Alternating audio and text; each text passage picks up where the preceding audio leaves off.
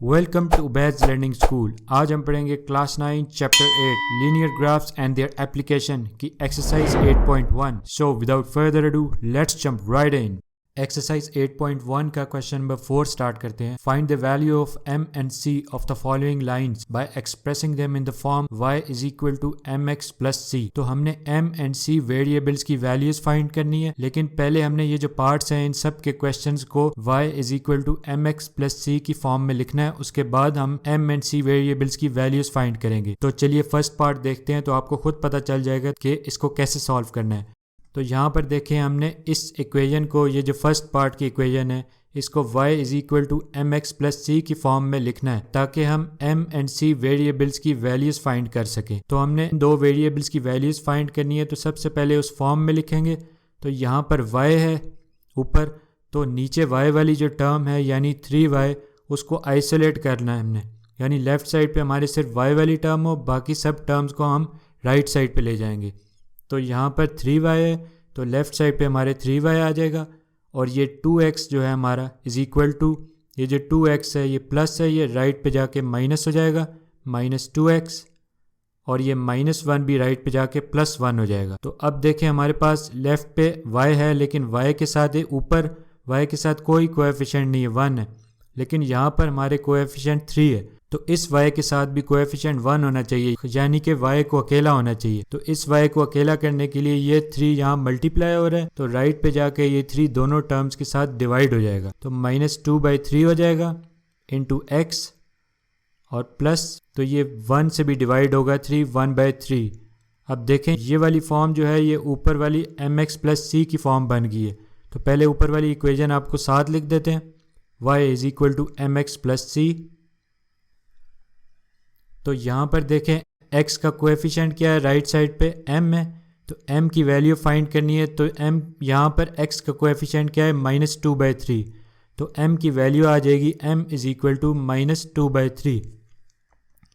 क्योंकि ये दोनों x का कोएफिशिएंट थे, तो हमने यहाँ से m की वैल्यू निकाल ली है। इसी तरह c की वैल्यू निकालेंगे। c यहाँ पर है, यहाँ पर c है, और ये c इस इक्वेशन में कहाँ पर है, +1/3, तो यहाँ से c की वैल्यू भी आ जाएगी 1/3। तो m एंड c की वैल्यूज़ आ गई हैं, और ये हमारे आंसर है। इसी तरह हम बाकी पार्ट्स को भी करेंगे। तो चलिए पार्ट b देखते हैं, इसको भी उसी तरह सॉल्व करेंगे जैसे कि पार्ट a किया था। तो चलिए देखते हैं, यहाँ पर भी ये जो इक्वेशन है नीचे वाली, इसको हमने y is equal to M X plus C की फॉर्म में लिखना है, और m और c वेरिएबल्स की वैल्यूज़ फाइंड करनी है।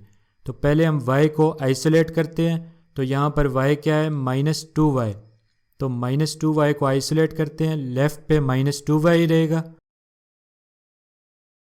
ये जो प्लस x है राइट पे जाके -x हो जाएगा, इज इक्वल टू -x -2। तो अब लेफ्ट पे देखें हमारे पास y ऊपर अकेला है, लेकिन यहाँ पर y के साथ कोएफिशिएंट -2 है। तो -2 को ख़त्म करने के लिए क्या होगा, ये -2 यहाँ मल्टीप्लाई हो रहा है, तो राइट पे जाके ये -2 दोनों से डिवाइड हो जाएगा। तो ये -2 है, राइट पे x का कोएफिशिएंट 1 है, तो ये -1 है। तो जब ये डिवाइड होगा -2 इसके साथ, तो -1 डिवाइडेड बाय -2, और x उसी तरह आ जाएगा। इसी तरह 2 से डिवाइड होगा, 2 डिवाइडेड बाय -2, और अब देखें ये माइनस माइनस से कैंसिल आउट हो जाएगा, और हमारे पास रह जाएगा y is equal to 1/2x, और ये माइनस माइनस प्लस हो जाएगा आपस में मल्टीप्लाई होकर, तो ये प्लस आ जाएगा, और 2 से कैंसिल आउट हो जाएगा, तो यहाँ 1 रह जाएगा हमारे पास। तो ये हमारे पास इक्वेशन वही बन गई है जो ऊपर y is equal to M X plus C की इक्वेशन है। तो इसकी मदद से अब हम m एंड c की वैल्यूज़ फाइंड कर लेंगे। यहाँ पर x का कोएफिशिएंट m है, और यहाँ पर 1/2 है कोएफिशिएंट, तो यहाँ से m की वैल्यू निकल आएगी, m इज इक्वल टू 1/2, तो ये m की वैल्यू आ गई। इसी तरह c क्या है, यहाँ पर c यहाँ पर है +1, तो यहाँ से c की वैल्यू भी आ जाएगी, c इज इक्वल टू 1, और ये हमारा आंसर आ गया। पार्ट सी देखते हैं, इसको भी उसी तरह करेंगे जैसे कि फर्स्ट 2 पार्ट्स किए थे। तो चलिए देखते हैं, यहाँ पर भी पहले y को हम आइसोलेट करते हैं, तो y अकेला आ जाएगा, इज इक्वल टू ये +3x राइट पे जाके -3x हो जाएगा, और ये -1 राइट पे जाके +1 हो जाएगा। ये फॉर्म आ गई है y is equal to M X plus सी।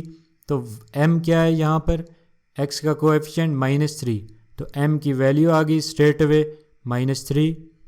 इसी तरह अब हम c की वैल्यू निकाल लेंगे। c यहाँ पर क्या है, ऊपर c है और यहाँ पर +1, तो यहाँ पर c की वैल्यू भी आ गई 1 और ये हमारा आंसर आ गया। पार्ट डी करते हैं, फोर्थ पार्ट, इसको भी उसी तरह करेंगे। तो चलिए देखते हैं इसको। यहाँ पर भी y को आइसोलेट करना है, तो यहाँ -y है तो -y लेफ्ट पे ही रहेगा और +2x राइट पे जाके -2x हो जाएगा, -2x +7 उसी तरह आ जाएगा। तो ये देखें लेफ़्ट पे y के साथ हमारे नेगेटिव के साइन, इस नेगेटिव के साइन को ख़त्म करने के लिए हम दोनों साइड्स को -1 से मल्टीप्लाई करेंगे। तो जब दोनों साइड्स को -1 से मल्टीप्लाई करेंगे तो ये नेगेटिव का साइन ख़त्म हो जाएगा। तो अब हम दोनों साइड्स को माइनस से मल्टीप्लाई करते हैं। तो देखें लेफ़्ट साइड पे हमारे पास y रह जाएगा is equal to minus minus plus 2x और ये माइनस प्लस -7। तो ये आ गई वही फॉर्म जो y is equal to M X plus C की है।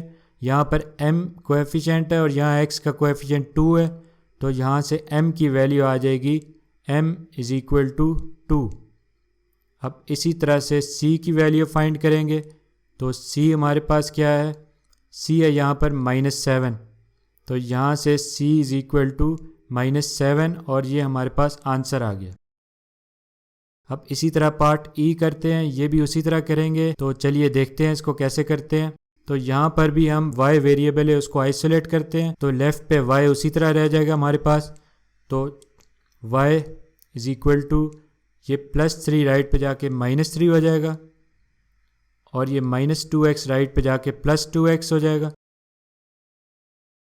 अब इसको y is equal to M X plus C की फॉर्म में लिखना है, तो हम देखते हैं इसको रीशफल कर लेते हैं। 2x शुरू में लिख लेते हैं और -3 बाद में लिख लेंगे।